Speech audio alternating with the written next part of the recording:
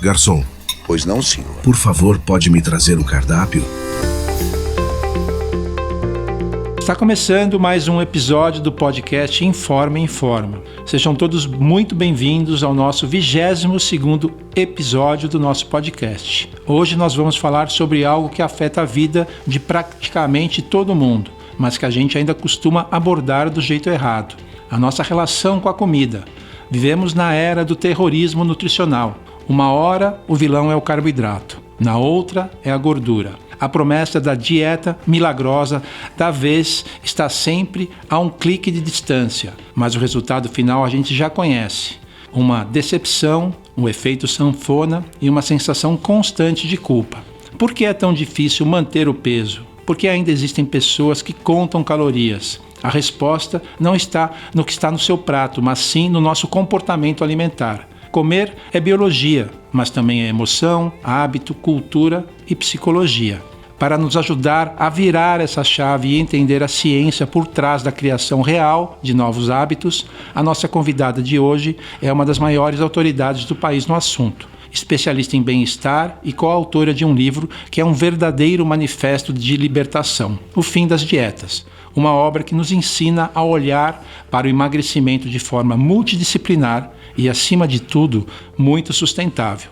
A nossa convidada deste episódio é a doutora Luciana Oquendo Pereira Lancha. Ela é nutricionista e bacharel em esporte pela Universidade de São Paulo, mestre pela Unicamp, doutora pela USP e pós-doutora em comportamento alimentar e fisiologia da nutrição, com formação na França. Ela é especialista em transtornos alimentares, abordagem anti-dieta, saúde e bem-estar. Também é coach de bem-estar e saúde pelo Colégio Americano de Medicina do Esporte e possui certificação em Mindfulness pelo movimento Mindfulness e Movimento da Integração na Unifesp. Também ela é coautora do livro O Fim das Dietas, que é escrito por seu marido, Antônio Herbert Lancha Jr., que já entrevistei neste podcast.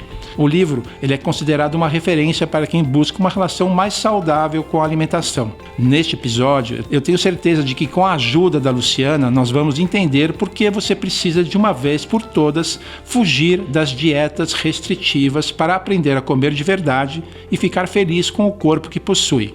Respire fundo, coma melhor e venha com a gente. Ajuste o volume e encontre o seu ritmo, porque o 22º episódio do podcast Informa está começando. Eu sou Aulo Selmer, proprietário da assessoria esportiva 4N1, que é especializada em corrida de rua, corrida de montanha e trekking de grandes desafios.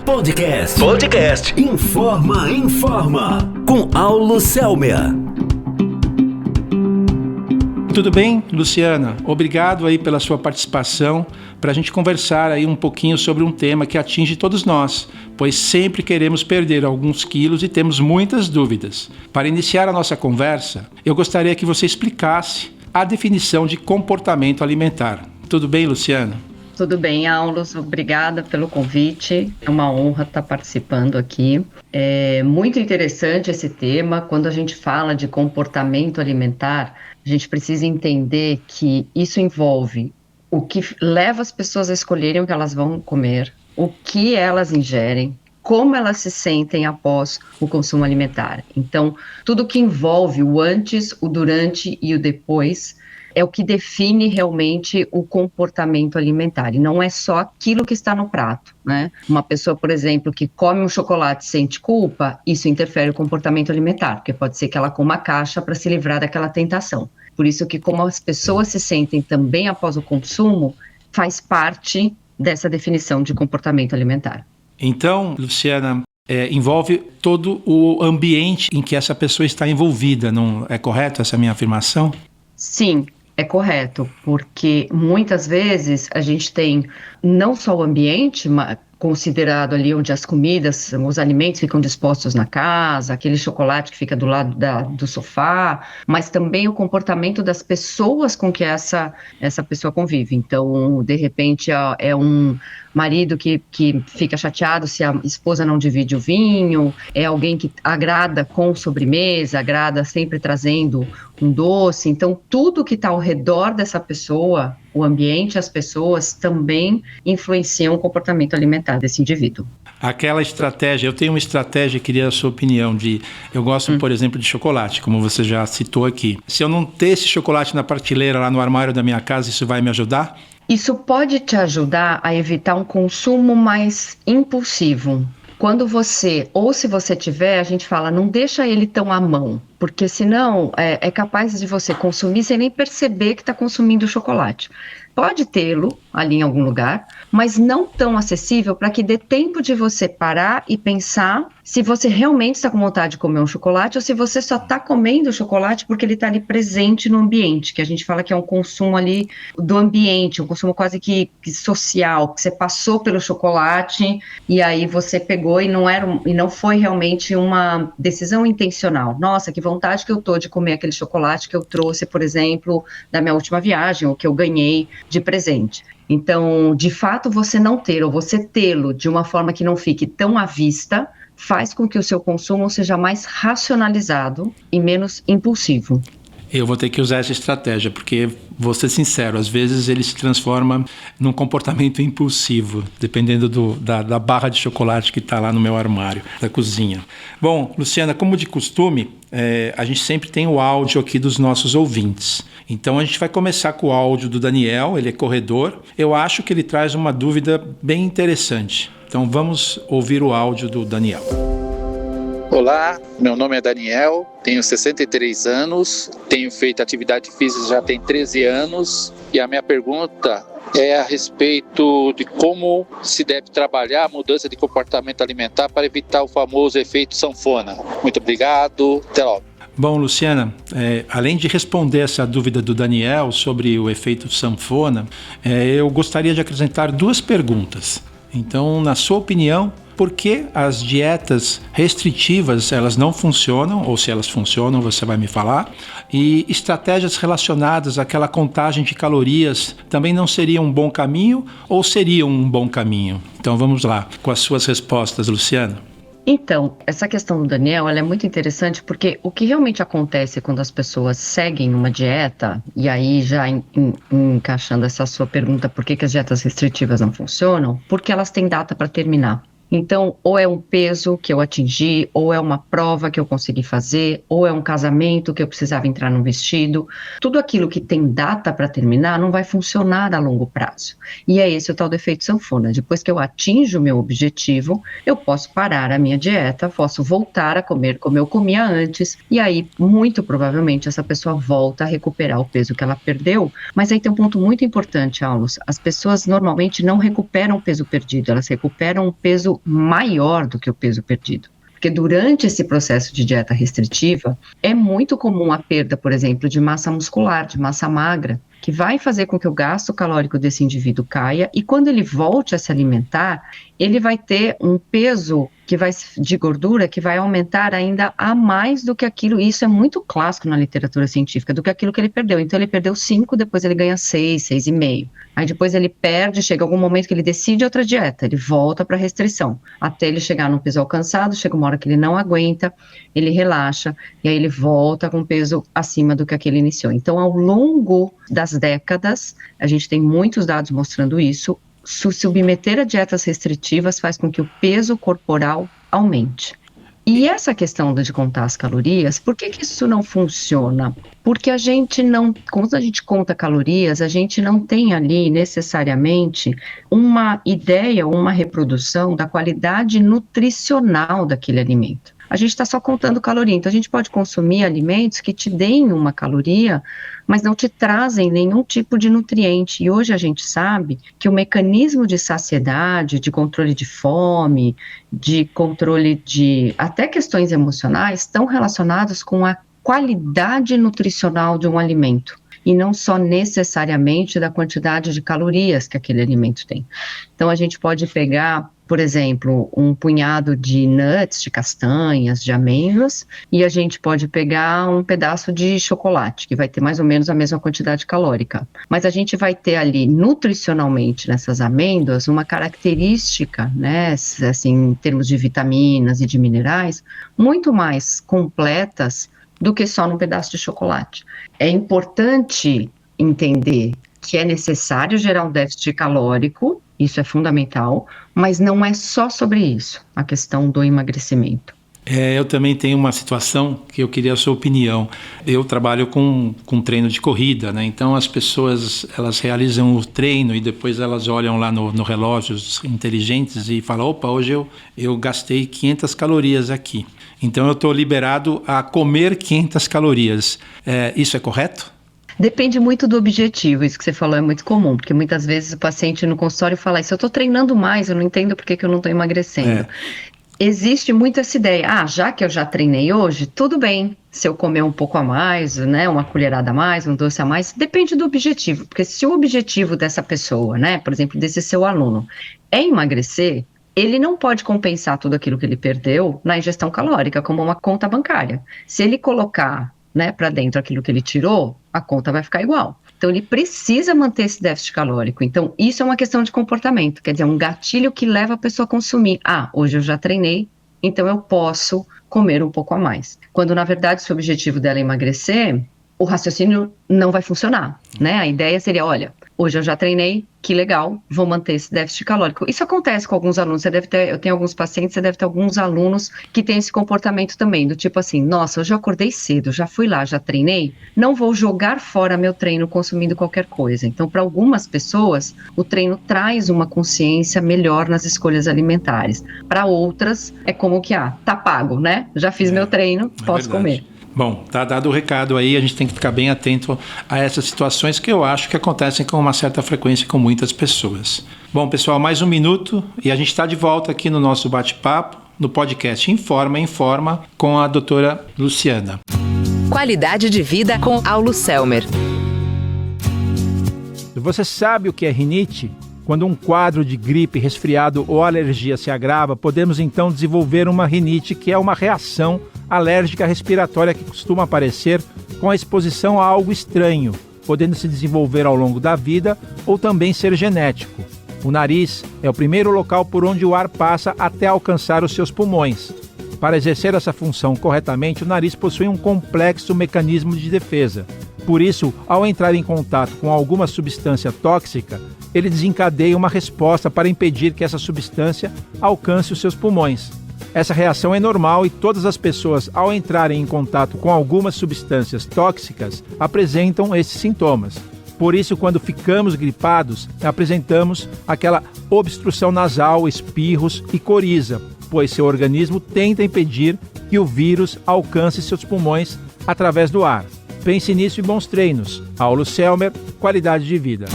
Qualidade de vida com Aulo Selmer.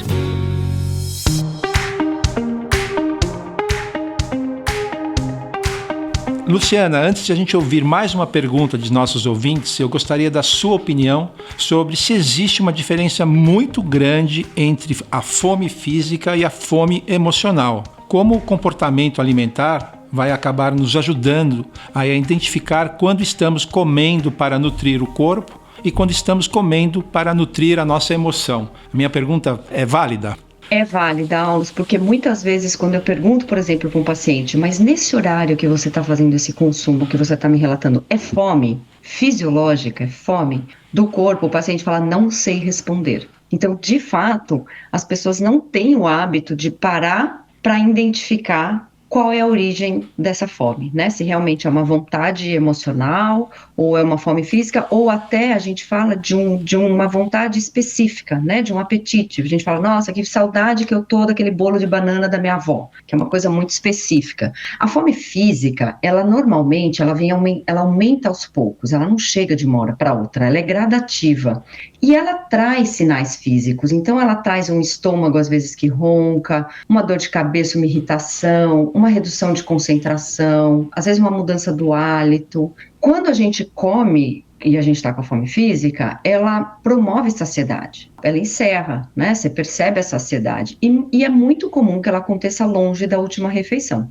Já essa vontade emocional, que a gente fala que gera esse comer emocional, quando o gatilho é uma emoção, ela surge muito rapidamente e ela parece urgente. E é muito curioso porque ela não satisfaz, então a pessoa vai, pega um doce e não passa, aí ela vai, abre o armário, pega uma outra coisa, não passa, aí ela vai, tenta uma outra coisa, não passa.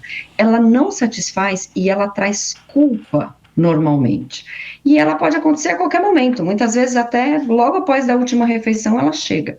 Então, uma das estratégias que a gente usa muito para ajudar a pessoa a identificar, quando ela não sabe, é a primeira coisa, olha no relógio. Que horas foi a sua última refeição? Tá perto, tá longe? Faz sentido eu já tá com fome novamente, se eu penso naquilo que eu comi na refeição? Tem algum sinal físico? Tô irritado, tô com dor de cabeça, eu consigo identificar? Uma outra coisa que ajuda muito, eu sempre peço para o paciente assim, isso me fala um alimento que você não adora, mas você também não desgosta, não é algo assim que você detesta, mas não é a sua primeira opção. Então, muitas vezes eu falo fruta. Qual é uma fruta que você come? Se não tiver uma outra opção, mas não é a sua primeira opção, um legume. E aí o paciente às vezes fala, maçã. Eu não amo maçã, mas eu como. E aí eu peço para ele fazer esse exercício. Se você ainda não conseguiu identificar se é fome ou não, pensa assim, se só tivesse uma maçã na minha cozinha, eu iria comer? Porque se a resposta é sim, realmente você está com fome. Se a resposta é não, para um pouquinho e tenta identificar se tem alguma emoção aí que pode estar meio desconfortável, algum gatilho, alguma coisa, porque a gente também não tem o hábito de identificar o que a gente sente, né? A gente não tem essa educação emocional. Então, para um pouquinho, tenta identificar, tenta observar se existe aí uma emoção e qual é essa emoção, né? Porque sentir essa vontade de comer, esse comer emocional, não é um erro. Faz parte, comer envolve emoções, como você falou logo no início, tem aspectos psicológicos, sociais, culturais, tá tudo bem. Mas esse autoconhecimento, essa autopercepção é fundamental para eu fazer as minhas escolhas e até para eu aprender a lidar com as minhas emoções de uma outra forma. Porque se eu identifico que é ansiedade, eu passo a ter a opção de o que mais eu posso fazer quando eu estiver ansiosa para lidar com essa emoção que não recorrer à comida, que vai me gerar culpa, frustração, vai me distanciar muitas vezes do meu objetivo físico, daquilo que eu estou me preparando. Então, a primeira coisa é realmente parar um pouquinho e se fazer essas perguntas para tentar identificar que tipo de fome é essa e depois, então, criar-se uma estratégia para lidar com ela. Nossa, eu gostei muito dessa sua dica aí. Eu acho que eu vou começar a usar. Espero também que os ouvintes também acabem utilizando aí essa estratégia. Você falou uma palavra que eu achei muito importante, que é saciedade. Quando a gente realiza as nossas refeições, a gente sabe o ponto que a gente está satisfeito. Mas eu já percebo quando eu acabo em alguns almoços com amigos, as pessoas acabam passando desse ponto, né? E qual é a consequência disso? Sempre que a gente faz refeições em grupo, acima de 4, 5 pessoas ao redor de uma mesa, as pessoas têm uma tendência a comer mais, né? Isso é um dado que a ciência traz pra gente. Porque a gente se desconecta um pouco da percepção, às vezes a gente não quer que a refeição acabe, né? Eu percebo várias vezes, quando eu vou fazer refeição, por exemplo, com meus pais, eu já ponho um pouco a menos no prato, porque eu sei que eu vou querer repetir mais um pouquinho, e eu sei que é porque eu quero que aquilo dure mais tempo. Então a gente precisa, como eu falei, você identifica e você passa a ter uma consciência maior. Quando isso acontece, isso também acontece, Alcio, porque às vezes a gente come muito rápido. E esse mecanismo que a gente está falando, tanto que às vezes a gente para de comer, passa uns 15, 20 minutos, a gente encosta na cadeira assim e fala, nossa, hoje eu exagerei. Por quê? Porque foi depois desses 15, 20 minutos que o teu corpo conseguiu perceber o que você tinha ingerido. Você não parou porque o teu corpo percebeu, você parou porque o estômago encheu. Que é a diferença que existe entre saciação e saciedade. A saciação é porque o estômago lotou, o alimento começa a encostar ali na parede do estômago, a gente tem sensores, e o estômago fala assim, chega, não cabe mais. Quando passam uns 15, 20 minutos, a gente passa a ter a saciedade, que acontece quando o organismo já digeriu alguns nutrientes, já absorveu alguns nutrientes, e o cérebro detectou e falou assim, opa, já deu. Então, muitas vezes a gente para pelo primeiro, que não é interessante, porque o estômago tem uma capacidade de aumentar de tamanho. Se toda vez você come até encostar, né, para por saciação, porque o estômago está cheio, cada vez vai caber mais alimento nesse estômago, porque ele vai aumentando de tamanho. O ideal é parar pela saciedade, que é o segundo mecanismo. Só que para isso, eu preciso aprender a soltar o talher entre as garfadas, comer mais devagar, prestar atenção no que eu estou comendo, não comer com o telefone na mão, ou com o computador, ou com a televisão, porque tudo isso prejudica esse mecanismo de saciedade. E se eu vou comendo cada vez mais, obviamente que isso, né, respondendo a sua pergunta, vai favorecer um ganho de peso, porque eu vou comer mais do que eu precisaria nas refeições. Nossa, mas é muito difícil você ir numa refeição aí com os amigos e ver pessoas longe do celular. Eu acho que isso... Como é que faz? Cada vez mais difícil. Eu vejo, às vezes, eu e o lanche, a gente sai, inclusive até o ambiente, como você falou logo no início, né? Influencia. Às vezes eu e o lanche, a gente resolve sair sem o telefone, como uma estratégia mesmo de desconexão. Já aconteceu da gente precisar pedir o telefone do garçom para ler o cardápio, porque o cardápio já não vinha mais em papel, só em QR Code. Sim. Então, assim, tudo acaba favorecendo isso, né? Então, as pessoas, eu lembro que eu tinha um grupo de amigas, e quando a gente saía, a gente tinha uma brincadeira. A primeira que pegar o celular vai pagar a conta. Então, a gente tentava deixar os celulares longe, mas sempre, inevitavelmente, alguém lembrava de alguma coisa, ou às vezes até para contar, ou até para checar onde fica um lugar, qual é um restaurante legal, enfim, a gente usa o celular para tudo hoje, né? Para trabalho e para lazer. A que pegasse o celular, pagava a conta. Então, assim, é interessante a gente criar estratégias para que a gente domine a máquina, né? Não a máquina domine o nosso comportamento, né? Não tenha dúvida. Com relação à saciedade, a gente sabe, né, o momento que aquela refeição que a gente está realizando, não importa o nosso peso atual, já foi o suficiente, né? Ou não? É assim, para os indivíduos que têm um peso normal, sim. Para os indivíduos que estão sobrepeso, com obesidade, não. Porque esse sobrepeso e essa obesidade, eles já criaram disfunções no mecanismo de controle da ingestão de alimentos. Então, aí existe um cabo de guerra entre comportamento e fisiologia que é muito desafiador.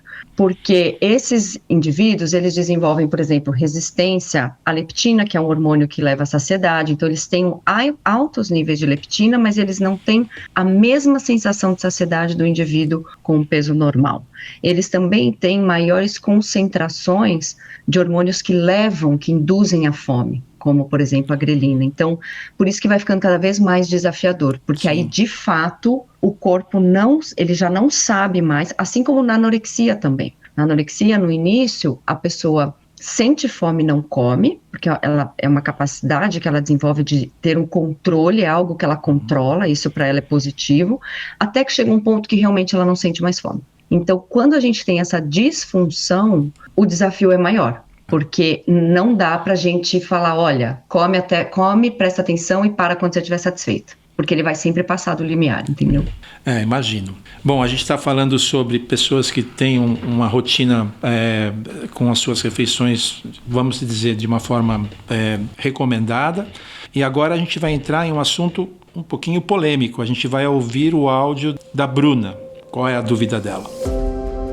Oi pessoal, tudo bem? Aqui é a Bruna, eu sou professora de português, pesquisadora e também corro há 6 anos. Eu sou uma pessoa bastante ansiosa e tenho muito receio em relação ao jejum intermitente. Minha dúvida é, como suportar o jejum psicologicamente quando a nossa mente fica autossabotando, gerando aquela sensação ou medo de que a falta de nutrientes vai prejudicar tanto o rendimento nos treinos quanto a concentração nos estudos e no trabalho? Como é que a nutrição comportamental ajuda a lidar com esse gatilho da ansiedade? Bom, a gente está entrando agora num assunto que nas redes sociais você encontra com uma certa frequência, ele é até defendido por alguns profissionais, eu gostaria até da sua opinião, se realmente ele funciona. E eu acho também que as redes sociais acabam colaborando aí muito na dissipação, não só desta informação, né, Luciana, mas uma série de informações que a gente acaba até caindo às vezes nessa armadilha. Não do jejum intermitente, mas das informações que as pessoas acabam seguindo. Na sua opinião, como a gente pode filtrar essas informações que a gente encontra aí nas redes sociais e também sem cair nessas promessas milagrosas? Vamos lá, as suas considerações, Luciana.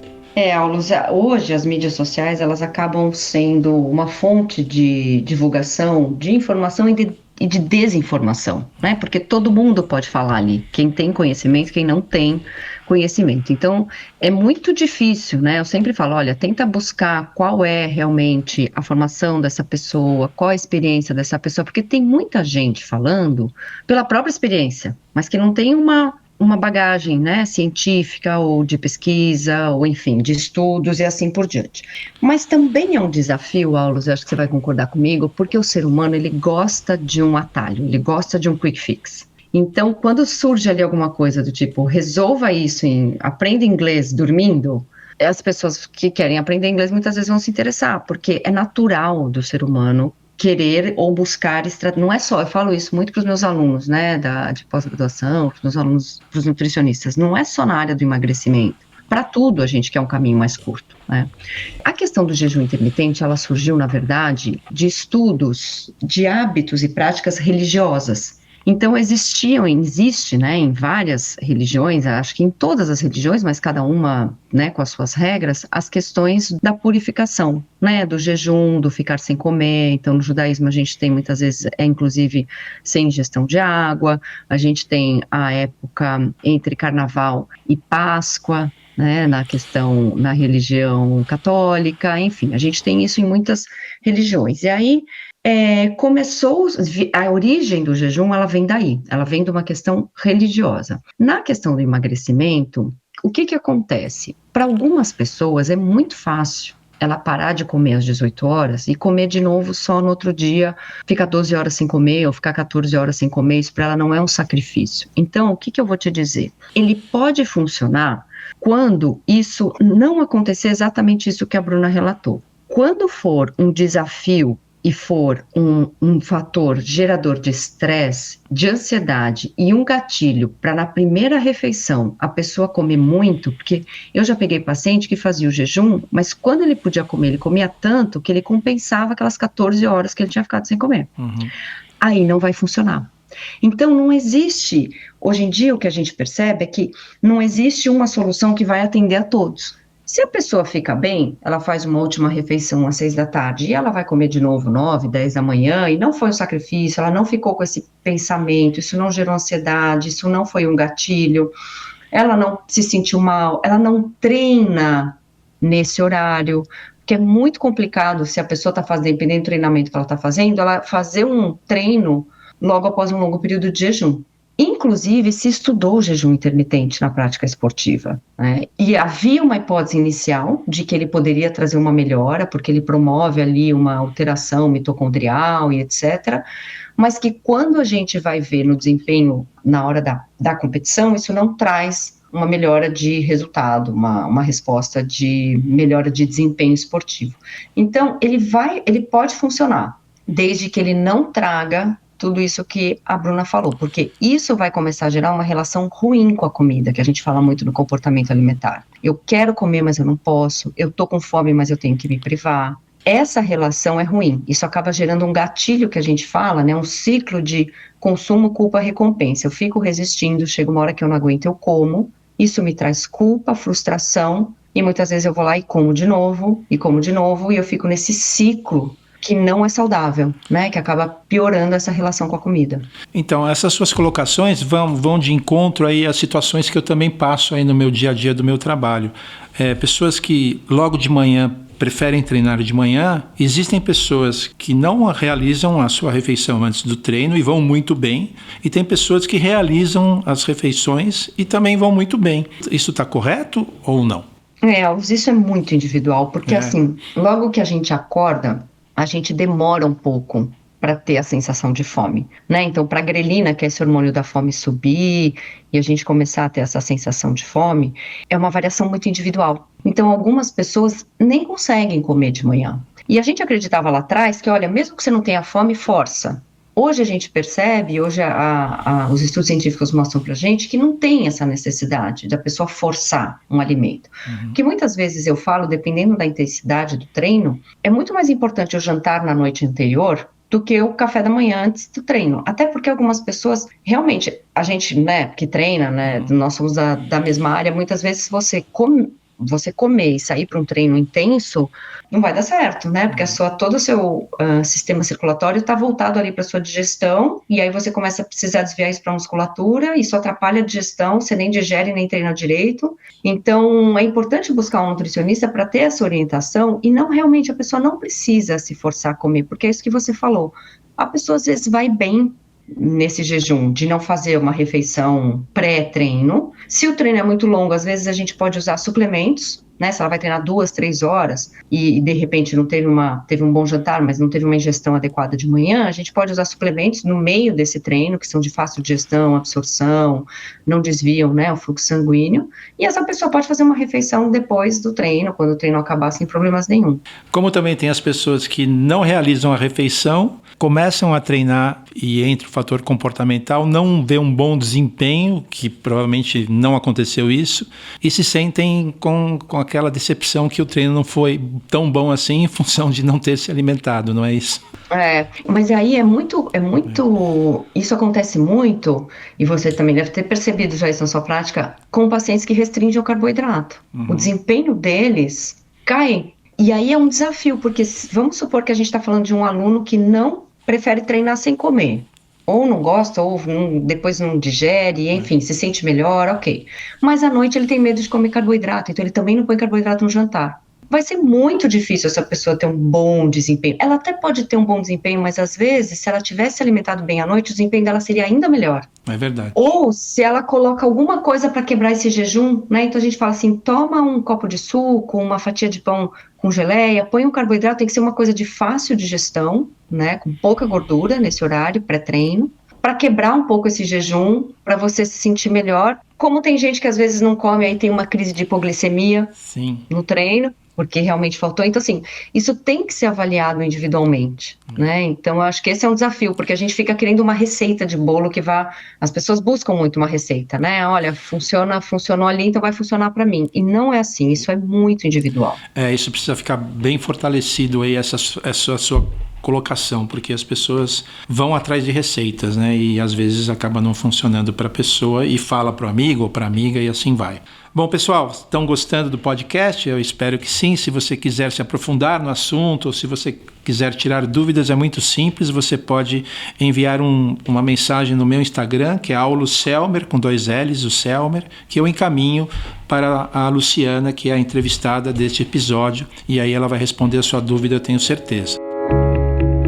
Se você corre ou quer aprender a correr, não pode deixar de conhecer a assessoria esportiva 4-in-1. Com treinos presenciais na cidade de São Paulo ou online, é possível receber planilhas individualizadas para corredores de todos os níveis. Venha atingir suas metas participando de provas de corrida ou de montanha, ou simplesmente se mexer. Quer treinar com a gente? O que está esperando? É só enviar uma mensagem pelo WhatsApp para o número 11 98136 0345 e fazer parte deste grupo de corredores. Estamos esperando sua mensagem. 4-in-1, a assessoria esportiva que vai transformar seus treinos de corrida.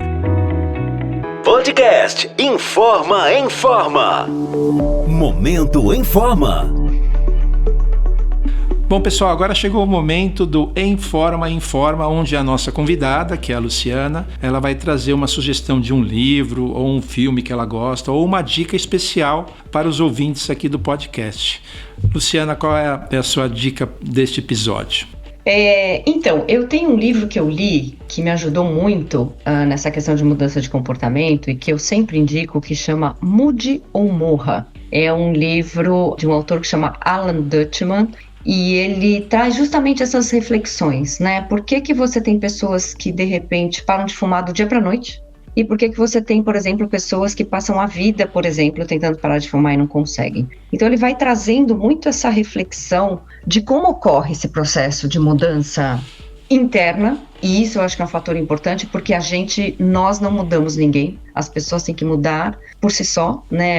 É uma chave que só abre de dentro para fora. Quanto mais a gente tenta mudar o comportamento de uma pessoa que está à nossa volta, pior fica. Então eu acho interessante porque ele traz justamente essa reflexão, não só para que a pessoa possa, né, refletir um pouco sobre as suas escolhas, mas para que a gente também entenda que a gente não tem a capacidade de mudar os outros. Para nós, como profissionais de saúde, isso é um desafio, né, porque a gente está sempre ali para tentar ajudar as pessoas a mudarem, mas essa vontade tem que partir sempre do indivíduo, e essa consciência é muito interessante. Tem um outro livro que é fácil de ler, que é muito gostoso, que chama O Jeito Harvard de Ser Feliz. E é um livro que traz 10 textos, assim, que eu acho que trazem também questões muito interessantes sobre como que eu encontro aquilo que faz sentido para mim, né? Pra gente parar de ficar buscando essas receitinhas de bolo, isso que serve para um achando que vai funcionar para nós, e de uma maneira muito ampla. Então, São 2 livros que eu acho que eu sempre indico, que eu estou sempre voltando, né, lendo e relendo, e que eu gostaria de deixar aqui de dica.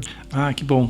Esses livros, eles vão estar no descritivo lá do podcast, então pode ficar tranquilo que você vai conseguir acesso de como adquirir o livro ou conseguir ler o livro. O bem-estar físico é fundamental para encarar uma rotina tão exigente como a dos dias atuais.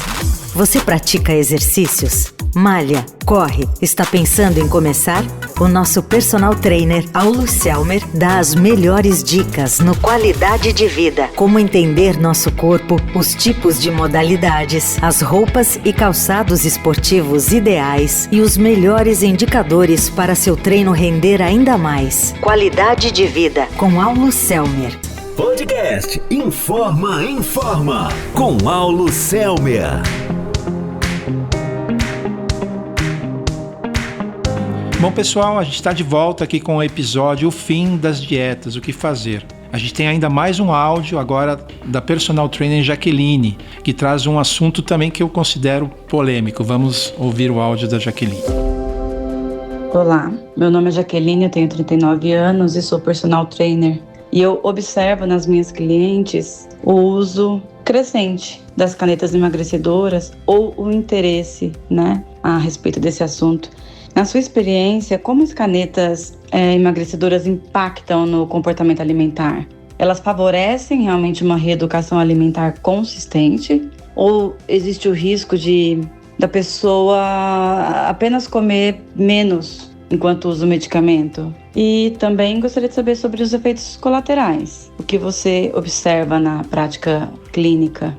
Bom, Luciana, eu também passo por essas situações aí dessa onda aí das canetas, né? As pessoas, elas querem de qualquer forma, né, utilizar essa estratégia e às vezes, do meu ponto de vista, às vezes nem precisa, né, porque elas estão super bem.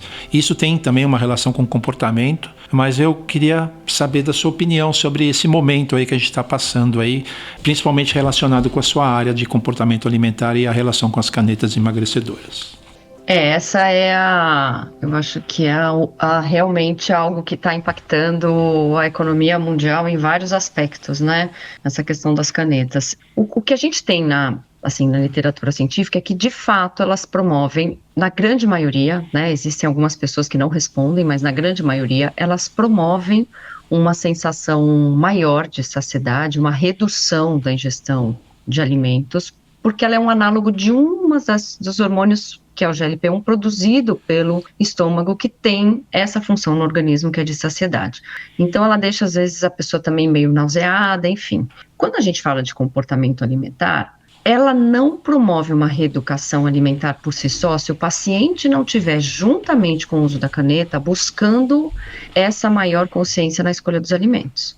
Ela pode levar ao emagrecimento porque ocorre uma redução da ingestão da quantidade de calorias ingeridas, mas muitas vezes ela não melhora a qualidade nutricional do que aquele paciente está ingerindo, porque se ele não busca conscientemente desenvolver, ter uma orientação de um nutricionista para entender um pouco da alimentação, para atender a quantidade de nutrientes, para fazer escolhas melhores, ela acaba virando até que meio que uma válvula de escape, assim. Já ouvi pessoas falando assim, tudo bem, eu vou exagerar hoje porque amanhã é dia de aplicar a canetinha, que é uma coisa assim completamente distante do objetivo do desenvolvimento desse tipo de medicamento, né?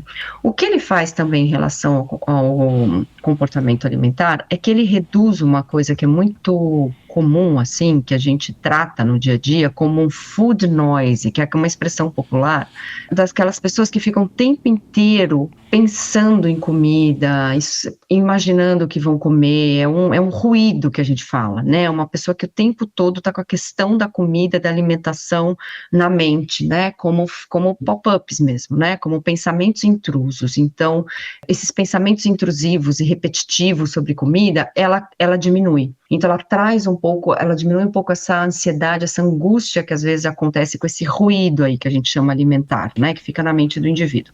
Mas ela não vai por si só melhorar a qualidade da alimentação e ela não vai por si só fazer com que essa pessoa desenvolva, uma preferência alimentar por hábitos saudáveis. Só que, por exemplo, essa fome, como você falou lá no início, né, do ambiente, tipo, eu tô passando pela mesa do meu colega aqui, tem uma caixa de um chocolate ali em cima da mesa, um pacote de biscoito, diminui aquele impulso de eu ir lá e pegar um e sair andando e comendo, né, porque essa sensação de saciedade fica maior, então a pessoa, ela faz menos esse consumo influenciado pelo ambiente, porque ela consegue controlar melhor isso. Agora, o que a gente tem de efeitos colaterais? Primeiro, o que eu acho que é mais significativo é que a manutenção do peso perdido após a retirada é frequentemente limitada. Hoje o que a ciência mostra é que a gente raramente consegue sustentar um peso perdido a longo prazo com a retirada dos análogos de GLP-1, que é preciso manter uma dose de manutenção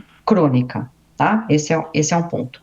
Outro ponto, a perda de massa muscular, porque essa saciedade é tão grande que a pessoa muitas vezes não consegue sequer ingerir o que ela precisa, principalmente falando da proteína, para manter a sua massa muscular. E o próprio medicamento, ele diminui a síntese proteica, né? Quer dizer, ele diminui essa capacidade do corpo de desenvolver massa muscular, de desenvolver esse ganho de massa magra. Então a pessoa muitas vezes acha que, não, então eu vou usar o análogo, mas eu vou treinar.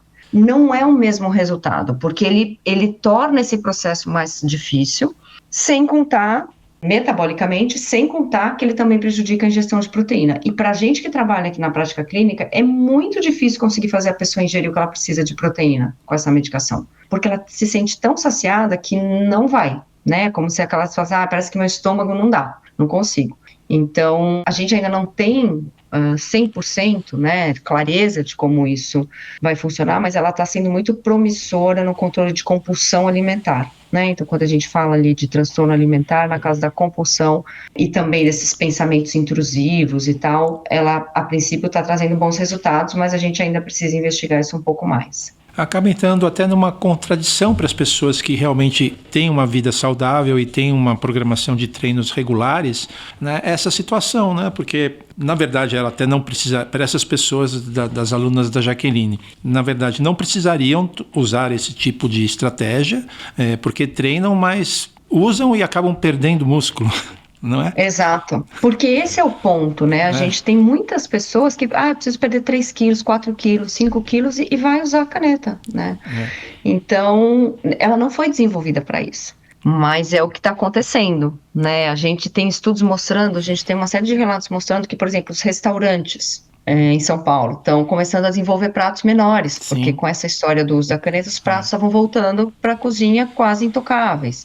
A questão também do mercado, outro dia eu vi uma matéria falando do mercado da aviação, que está economizando combustível porque as aeronaves estão voando mais leve. Então, assim, eu acho que ela é muito promissora quando a gente pensa no tratamento da obesidade, aulas, porque lembra que a gente até falou que assim, essas pessoas têm um mecanismo fisiológico do controle de fome e de saciedade alterado por conta do sobrepeso, né, do excesso de gordura corporal, que não funciona muito bem. Então, ajudar essas pessoas a recuperarem, né, perderem o peso a ponto de que elas voltem a ter esses mecanismos funcionando adequadamente é realmente fantástico. Mas o uso está sendo, no meu ponto de vista, desvirtuado para situações que realmente não teriam necessidade, que podem sim acabar tendo consequências que podem prejudicar, como você mesmo falou, quer dizer, a pessoa está treinando, ela vai perder massa muscular, quer dizer, qual o sentido disso, né? É verdade. E também até os outros efeitos, né? Eu tenho uma aluna que tinha um grau exagerado de osteoporose, exagerou na dose da caneta, problemas, também acabaram acontecendo os problemas no rim e também acabou tendo uma fratura de fêmur por causa do exagerado dessas canetas. Né? Exato.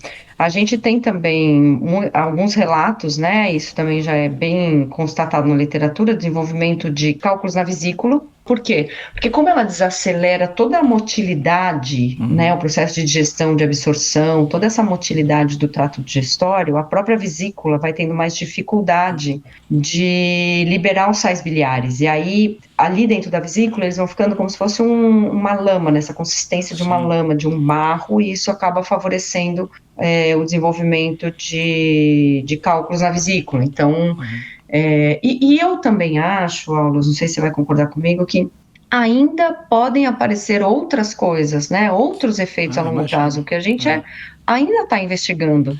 Eu acho também que é importante, né, a gente deixar claro aqui no nosso bate-papo que a gente não é contra as canetas, mas eu acho que o que está acontecendo é que as pessoas não têm orientação para usar da forma correta essas canetas e o complemento, não é isso?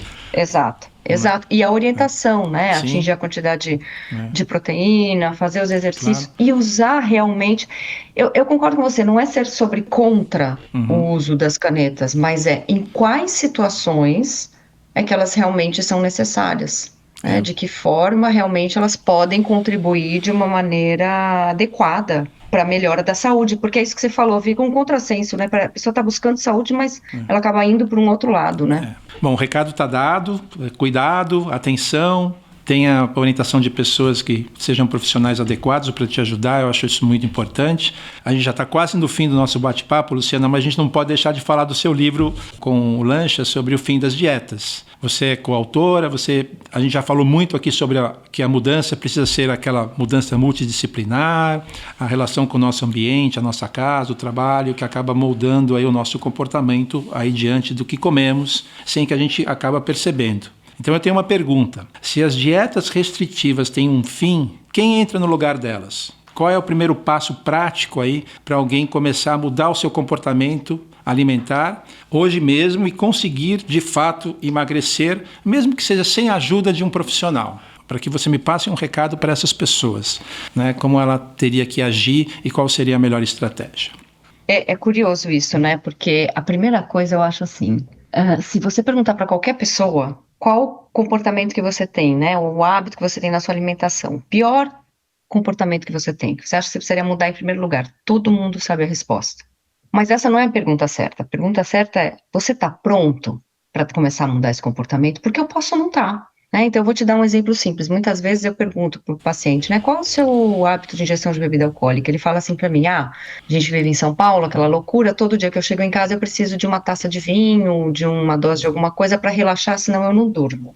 Então é assim, a bebida ela entra como uma solução para um problema. Então, enquanto as pessoas não tiverem clareza do que esse pior comportamento está resolvendo, vai ser difícil mudar. Porque se a bebida me ajuda a relaxar, eu só vou mudar isso primeiro se eu estiver pronto para mexer nisso. Então, eu tenho que fazer essa pergunta para mim mesmo: eu estou pronto para olhar para isso? E segundo, o que mais me relaxa além de beber? Porque muitas vezes esse comportamento inadequado, que a gente sabe, né, cada um de nós sabe qual é, ele é a solução que a gente está usando para lidar com alguma coisa. Se a gente não achar outra solução, eu não vou conseguir mudar o comportamento. Então, eu bebo para relaxar, eu como quando eu estou triste, eu não durmo, meu sono é ruim. Então, a gente tem que entender que tudo isso influencia, né? Como você falou, o sono, uma noite mal dormida faz com que a gente possa comer até 500 calorias a mais no dia seguinte. Então, é o sono, são as relações, é a atividade física, é a alimentação, mas tudo isso está interligado, né? Então, quando eu consigo identificar que aquele comportamento que eu tenho, que eu quero mudar, qual é o problema que ele está me ajudando a resolver? O que ele está me ajudando a realmente enfrentar? Se eu não encontrar algo para enfrentar aquele meu desafio, eu vou continuar com aquele comportamento ruim. Então, é muito mais complicado do que as pessoas gostariam que fosse, né? Porque seria muito mais fácil eu falar assim: olha, corta X, corta isso, corta aquilo. Não, é um olhar para dentro, e acho que também nem todo mundo está pronto para fazer isso. Então, eu acho que também isso é importante entender. Então, aquela mensagem lá do início do nosso bate-papo, do Daniel, do efeito sanfona, existem caminhos para você conseguir realmente atingir a sua satisfação com o seu corpo e com a sua mente, se você tomar algumas atitudes, não é isso? Exatamente. Bom, Luciana, o tempo passou aqui super rápido. Nosso bate-papo eu acho que foi fascinante, eu não tenho como agradecer. Nós somos contemporâneos, né, lá da faculdade, lá na USP, né? Foi muito legal aquela época, passou muito rápido já, não sei quantos anos já que a gente já está formado. E eu só tenho que agradecer a sua participação, e eu tenho certeza que hoje os ouvintes acabam aprendendo que o problema nunca foi apenas a comida. Então a verdadeira mudança acontece quando transformamos ou até criamos novos hábitos, a nossa relação com o corpo e a nossa forma de pensar. Como você falou, as dietas têm prazo de validade e um comportamento saudável ele pode durar a vida inteira. Eu acho que a gente nunca pode esquecer disso. Está correta a minha informação? Exatamente, porque quando a gente faz essa mudança, ela é sustentável a longo prazo. Bom, pessoal, esse foi o podcast Informa. Você pode ouvir nos principais tocadores como Spotify, na Apple, na Deezer e também no YouTube. Não se esqueça de nos seguir para receber as notificações dos próximos episódios. Na equipe deste podcast, temos Moacir Biasi na produção e Afrânio Vanderlei Cruz na edição. Eu sou Aulo Selmer, espero todos vocês no próximo episódio. Se você gostou, compartilhe com seus amigos, isso vai ajudar bastante e muito a propagação de informações para que você tenha uma vida melhor e com a qualidade dos nossos entrevistados, eu tenho certeza que vai ajudar muito você e todas as pessoas ao seu redor. Até o próximo episódio e um abraço a todos. Muito obrigado.